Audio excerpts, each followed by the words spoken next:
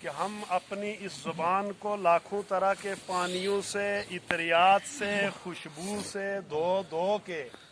اگر وہ نام لیں پھر بھی حق ادا نہیں ہوتا۔ بے شک بے شک۔ اگر یہ سارے سمندر، یہ دریا، یہ ندی، یہ پانی، یہ سارے جتنے سیاہی بن جائیں، یہ درخت سارے قلم بن جائیں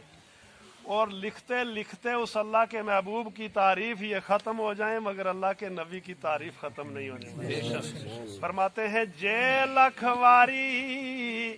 او اتر گلابوں اے توئی اے نت وی زبان اے نام اونا دالا اے کنائی کی کلمے دائے کانا سبو نور اسے دے نوروں اے اس دائے نور حضور اے اس نو تخت عرش دا ملیا موسیٰ نو کو تو تنور محمد روشن ہویا اے آدم جدوں نہ سی ہوئے اے اول آخر دوئے پاسے اوہے مل کھلوئے سبحان اللہ تنال اشارت ٹکڑے کیتا جس نے چن آسمانی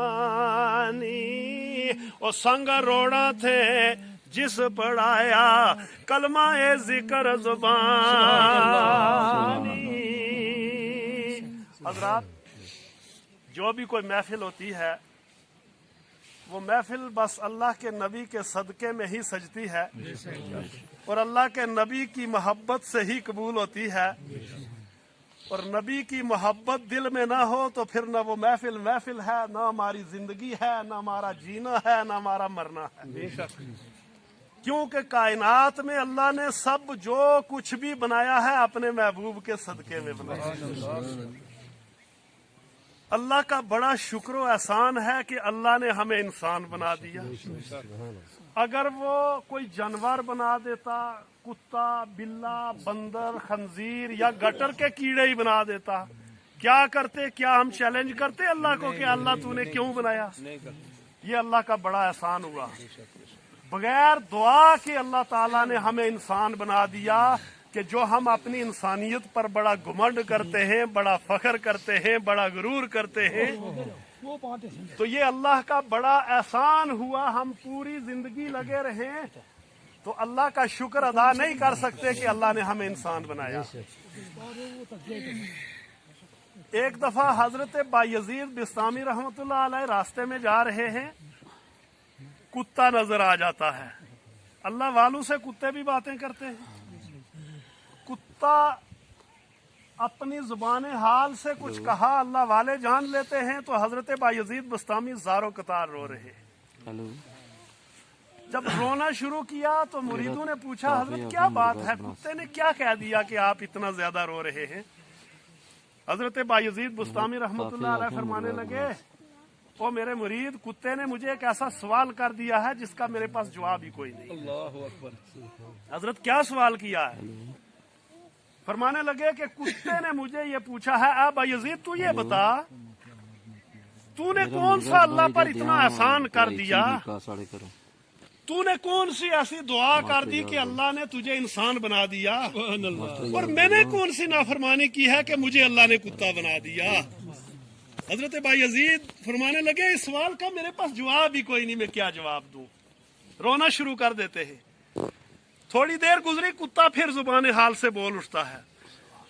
کہنے لگا اے بایزید، یہ اللہ کا فضل ہے، اللہ کا کرم ہے کہ اللہ نے تجھے انسان بنا دیا اور مجھے کتا بنا دیا،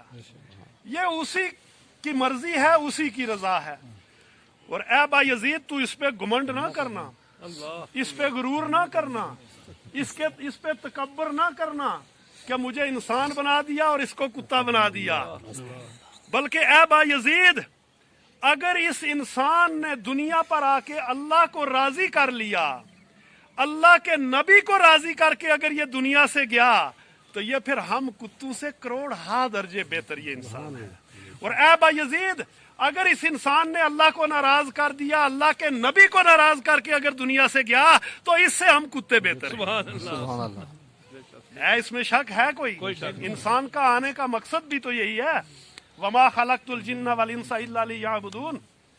کہ میں نے انسانوں اور جنوں کو صرف اور صرف اپنی عبادت کے لیے پیدا کیا.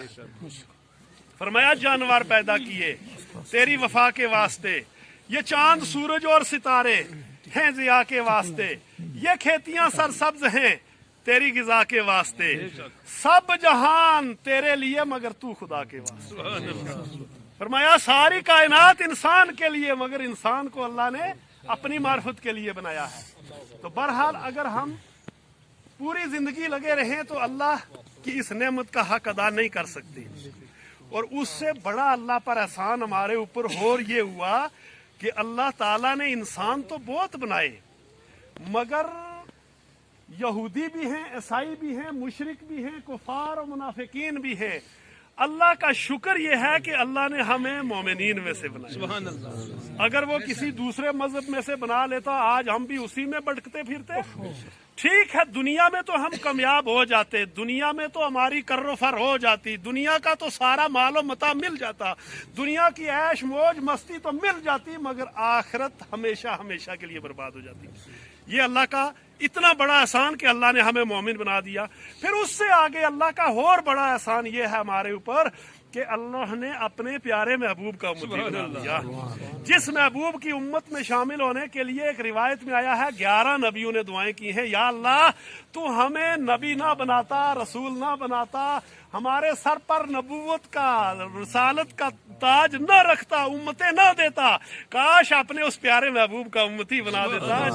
جس محبوب کے صدقے میں تو نے ساری کائنات بنائی ہے، جس محبوب کے صدقے میں جو ہے سب سے پہلے میدان محشر میں جنت کا دروازہ کھلے گا، جس محبوب کا نام جنت کے در و دیوار پر، حوروں کے سینوں پر، فرشتوں کی پیشانیوں پر اور ہر درخت پر، ہر پتے پتے پر جس محبوب کا نام لکھا ہوا ہے، کاش اس محبوب کا امتی بنا دیتا.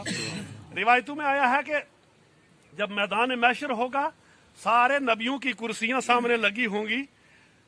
تو اللہ کی ساری توجہ اللہ کے محبوب اور محبوب کی امت پر ہوگی. حضرت ابراہیم علیہ السلام اپنی کرسی سے اٹھ کر باہر آئیں گے، عرض کریں گے مولا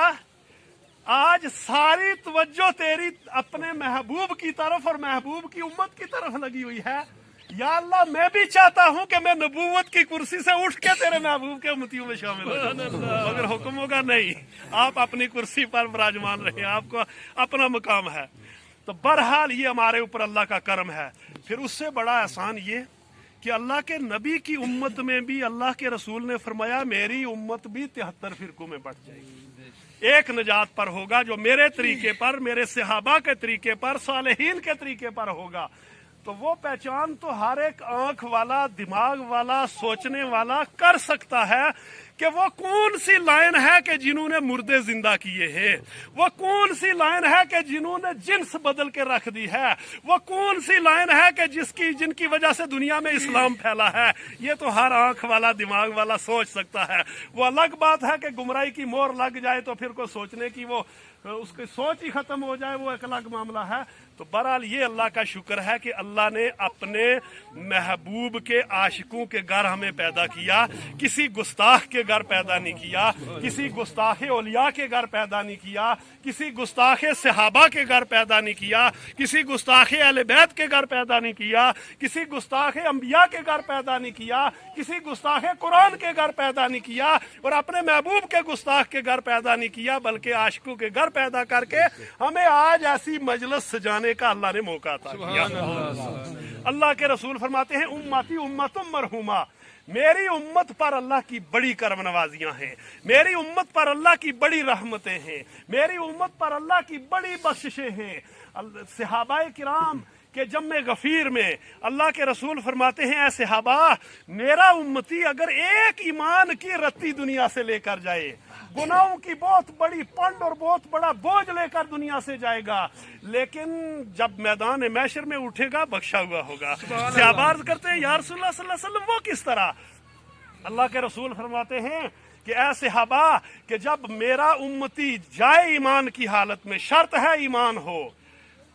منافقت کی موت نہ مرے، گمراہی کی موت نہ مرے، کفر کی موت نہ مرے، ایمان کا خاتمہ کر کے نہ مرے، بے شک گناہوں کا بوجھ ہوگا، اگر ایک رتی ایمان کی لے کے جائے گا تو اللہ کے رسول نے فرمایا صحابہ جب وہ نیک اولاد چھوڑ کے آئے گا، نیک خاندان چھوڑ کے آئے گا، اس کی اولاد، اس کا خاندان، اس کے بچے، اس کے عزیز، اس کے اقارب اور مومنین اس کے لیے دعائے خیر کرتے رہیں گے، توبہ استغفار کریں گے، کلمے کا ذکر کریں گے، قرآن کی تلاوت کریں گے، صدقات و خیرات کریں گے، اور اس کے گناہ کم ہوتے جائیں گے، نیکیاں بڑھتی جائیں گی، اور بڑھتے بڑھتے جب میدان محشر میں اٹھے گا بخشا ہوا ہوگا۔ یہ اللہ کے نبی کا کتنا بڑا احسان ہے ہمارے اوپر۔ تو بہرحال اتنے بڑے احسان کے بعد آج ہمارا ماحول کہاں جا رہا ہے؟ پھر اللہ قرآن پاک میں یہ فرما رہا ہے الذی خلق الموت والحیات لیبلوکم ایکم احسن عملا، فرمایا یہ موت و حیات کیوں پیدا کی، انسان کو یہ جو ہے یہ حیات کیوں دی ہے، دنیا پر کیوں بھیجا ہے، لیبلوکم ایکم احسن عملا، تاکہ آزمائش کی جائے، آزمایا جائے کہ ان میں سے اچھا کام کون کر کے آتا ہے۔ اور پھر فرمایا یومئذ یصدر الناس اشتاتا لیروا اعمالہم، فرمایا میدان محشر میں گروہ در گروہ، قطار در قطار ساری مخلوق رب کی بارگاہ میں میدان محشر کی طرف جاتی ہوگی۔ وہ کیوں جائے گی؟ اللہ چاہے تو ہر ایک کے اعمال کو جانتا ہے، ہر ایک کے کرتوت کو وہ جانتا ہے، وہ بغیر میدان محشر کے حساب کتاب کے جنتیوں کو جنت میں اور جہنمیوں کو جہنم میں بھیج سکتا ہے، مگر فرمایا نہیں، لیروا اعمالہم، کہ میدان محشر میں ساری مخلوق کے سامنے، سارے خاندان کے سامنے، سارے اولیاء کے سامنے، سارے صحابہ کے سامنے، سارے انبیاء کے سامنے، اللہ کے محبوب کے سامنے اللہ کی جلوہ گری ہوگی۔ تو فرمایا لیروا اعمالہم، تاکہ اس کا اپنا جو کیا ہوا کرتوت اور عمل ہے وہ سب کو سنا سکے کہ میں دنیا پر کیوں گیا تھا، اپنا کرتوت سنانے کے لیے، اپنا اعمال نامہ سنانے کے لیے ہم میدان محشر میں جائیں گے۔ اور اس دن آج ہم جس زمین پر ہم نے یہاں ذکر کیا تو حدیثوں میں آیا ہے یہ زمین، یہ آسمان، یہ در و دیوار، یہ درخت، یہ شجر، یہ حجر، یہ گواہ بن رہے ہیں۔ قرآن میں آیا یومئذ تحدث اخبارہا، کہ یہ زمین خبریں دے گی، جس طرح ہم موبائلوں میں یہ جو ہے ہم ویڈیو بناتے ہیں تو وہ جب بھی ہم اس کو کھولتے ہیں تو وہ بالکل اسی طرح کوئی ایک چیز بھی بیچ سے ڈیلیٹ نہیں ہوتی ہے، پوری حرکات و سکنات ہمیں دکھاتی ہے۔ تو اسی طرح یہ زمین ہماری ساری حرکات و سکنات کو نوٹ کر رہی ہے، اور جب قیامت کا دن ہوگا پہلی چیز کہ یہ زمین آ کے خبریں دے گی، ہاں میرے اوپر رہ کے اس نے سجدے کیے تھے، ہاں میرے اوپر سجدے کیے تھے، میرے اوپر درود پڑا تھا، قرآن کی تلاوت کی تھی، اچھے کام کیے تھے، ذکر اذکار کیا تھا، اللہ کے خوف میں رویا تھا، اور یہاں پر بیٹھ کے عبادتیں کی تھی، یا کوئی اللہ اور اللہ کے نبی کی محبت میں بیٹھا تھا، اللہ کے خوف میں رویا تھا، نبی کی محبت میں درود پڑھ رہا تھا، تو وہ زمین خبریں دے گی۔ اور جہاں چھپ کر گناہ کیے ہوں، جہاں چھپ کر زناکاری کی ہو، جہاں چھپ کر شراب پیا ہو، جہاں چھپ کر دوسرے کسی کو ذلیل کرنے کے منصوبے بنائے ہوں، جہاں چھپ کر اس زبان سے ہم نے جو ہے وہ دوسروں کو تنگ اور پریشان کرنے کے لیے زبان کو استعمال کیا ہو، چھپ چھپ کر ہم نے بے حیائی اور یہ ننگے جو گانے اور بکواس، یہ آنکھوں سے یہ فحاشات دیکھے ہوں، چھپ چھپ کر ان کانوں سے ہم نے برائیاں سنی ہوں، تو یہ ساری وہ جگہ، چاہے باتھ روم ہو، چاہے کمرے ہوں، چاہے میدان ہو، چاہے جنگل ہو، وہ ٹکڑے بھی آ جائیں گے، ہمارا پورا خاندان دیکھتا ہوگا، اور پھر ہمارے سارے کرتوت وہ ہر جگہ سامنے ہمیں دکھائے گی۔ اس وقت ہم کہیں گے یا اللہ زمین پھٹے، اس کے اندر چلے جائیں، یا اللہ موت دے دے، مگر موت نہیں آئے گی، نہ ہی زمین پھٹے گی۔ سارا خاندان ہمارے کرتوت دیکھے گا کہ دنیا میں تو بہت بڑا بنا ہوا تھا، دنیا میں تو بہت بڑا چرب زبان بنا ہوا تھا، دنیا میں تو بڑی کچہریاں کرتا تھا، دنیا میں تو برادری کا بہت بڑا نامی گرامی بنا ہوا پھر رہا تھا، ارے تیرے خفیہ طور پر کرتوت کیا تھے؟ جب وہ سارا خاندان دیکھے گا تو لعنت بھیجے گا اس دن کہ ہم تجھے تو بڑا اچھا سمجھ رہے تھے۔ اور پھر وہاں ایک تو یہ زمین خبریں دے گی، دوسرا ہمارے جسم کے اعضاء بولیں گے، जिन पाँव से चलकर हमने कोई बुराई की है, जिन पाँव से चलकर किसी पर जुल्म किया है, जिन पाँव से चलकर कोई ज्यादती की है, ये पाँव बोलेंगे। जिन हाथों से हमने गरीबों को दबाया है, गरीबों पर जुल्म किया है, दूसरों को बिला वजह सताया है, इन हाथों के जोर से, या हाथ में अल्लाह ने कलम अता कर दिया, वो ऐसी पावर अता कर दी तो उस कलम की वजह से गरीबों को परेशान किया, ये हाथ गवाही देंगे उस दिन। और जिस जुबान से अगर हमने चुगली की है, इस जुबान से हम झूठ बोलते रहे, इस जुबान से हम गीबतें करते रहे, इस जुबान से हम दूसरों को जलील करने के मंसूबे बनाते रहे, तो ये जुबान गवाही देगी उस दिन कि हाँ मेरे साथ इसने ये किया है। और जिन आंखों से हम आज बुराइयां देखते हैं, खुदा की कसम पूछो उनको कि जिनको अल्लाह ने ये आंखें दी नहीं, सोचते होंगे या अल्लाह काश तू हमें एक आंख थोड़ी सी खोल दे, हम तेरी इस मखलूक का नजारा तो कर ले, ये तेरी दुनिया कैसी होगी। और हमें आंखें दी हैं तो क्या बुराई देखने के लिए दी हैं, हमें आंखें दी हैं तो क्या ये बेहयाई देखने के लिए दी हैं। और मैदान महशर में अल्लाह के रसूल सल्लल्लाहु अलैहि वसल्लम फरमाते हैं, कुरान मुकद्दस में भी आया है कि जिन आंखों से बुराइयां देख रहे हैं, जिन आंखों से बेहयाई के मनाजिर देख रहे हैं, लोगों की माँ बहन की नंगी तस्वीरें देख रहे हैं, ये नंगे नाच देख रहे हैं, तो फरमाया कि क़यामत के दिन जहन्नम की सलाइयां तपा के आंखों में मारी जाएंगी, आंख फट के बाहर आ जाएंगी और अंधा कर दिया जाएगा। अब वो सोचेगा कि या अल्लाह मुझे आंखें दे, मैं मैदान महशर का नजारा देख सकूं, लेकिन आंखें उसकी अंधी हो जाएंगी। और फिर फरमाया जिन कानों से हम ये जो है ये बुराइयां सुन रहे हैं और खुश हो रहे हैं, गीबतें सुन रहे हैं और खुश हो रहे हैं, गालियां सुन रहे हैं और खुश हो रहे हैं, कुफरी गाने सुन रहे हैं, ये बकवास सुन रहे हैं, ये डीजे और ढोल धमके और इनसे हम लुत्फ ले रहे हैं, अल्लाह के रसूल ने फरमाया मैदान महशर में शीशा पिघला के कानों में उड़ेल दिया जाएगा और कान बंद हो जाएंगे, पूरे जिस्म में आग लग जाएगी। उस दिन अंधा कर दिया जाएगा, बहरा कर दिया जाएगा और जुबान के बल लटका दिया जाएगा कि इसलिए जो जिस्म के अज़ा तुम्हें नहीं दिए थे। तो बताओ अगर मैदान महशर में अंधे हो जाए, मैदान महशर में बहरे हो जाए, ना सुन सके ना देख सके, तो उस वक्त क्या मंजर होगा, उस वक्त का उस हालात को कौन मुकाबला कर सकेगा। इसलिए आज हमें अल्लाह ने ये जान दी, ये सेहत दी, माल दिया, औलाद दी, ये नेमतें दी, तो इस नेमत का शुक्र क्या अदा कर रहे हैं।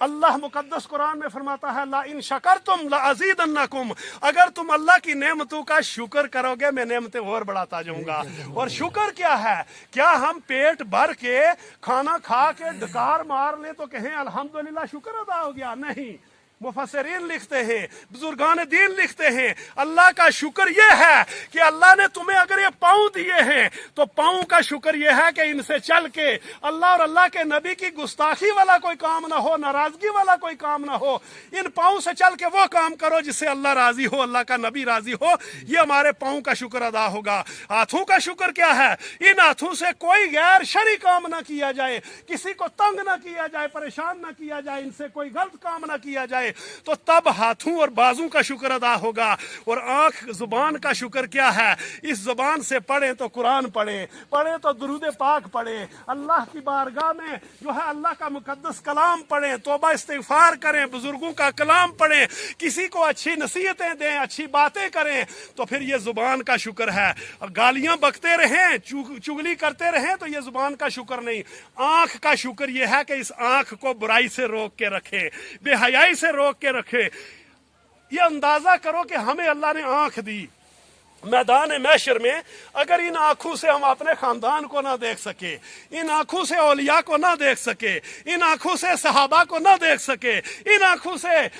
अंबिया और अल्लाह के महबूब का जलवा ना देख सके, तो फिर इस आंखों का क्या फायदा होगा। और अगर बेहयाई देखने वाली या बुराई देखने वाली जो आंख है, जरा सोचो कि क्या उस आंख में ये हिम्मत है या वो आंख इस काबिल है कि अल्लाह के महबूब का दीदार कर सकेगी। आज क्या बात है, हमें ख्वाबों में नबी का ज़ियारत नहीं हो रही है। यही है असल बात कि हमारी जिंदगी में इतनी मैल आ चुकी है, दिल इतना स्याह हो चुका है, आंखें इतनी खराब हो चुकी हैं, जुबान इतनी खराब हो चुकी है, कान इतने बर्बाद हो चुके हैं कि ना हमें दुनिया में वो ख्वाबें नजर आ रही हैं, ना दुनिया में वो कामयाबियां हमारे सामने हमारे कदम चूम रही हैं। जिधर जाओ तो गैरों के दर पर सर हमारे टिके हुए हैं, जहां जाओ तो जलालत हमारे कदमों में आ रही है, जहां जाओ तो परेशानी परेशानी है। असल बात यह है कि हमने महबूब की गुलामी छोड़ दी है। अल्लाह के रसूल सल्लल्लाहु अलैहि वसल्लम ने फरमाया,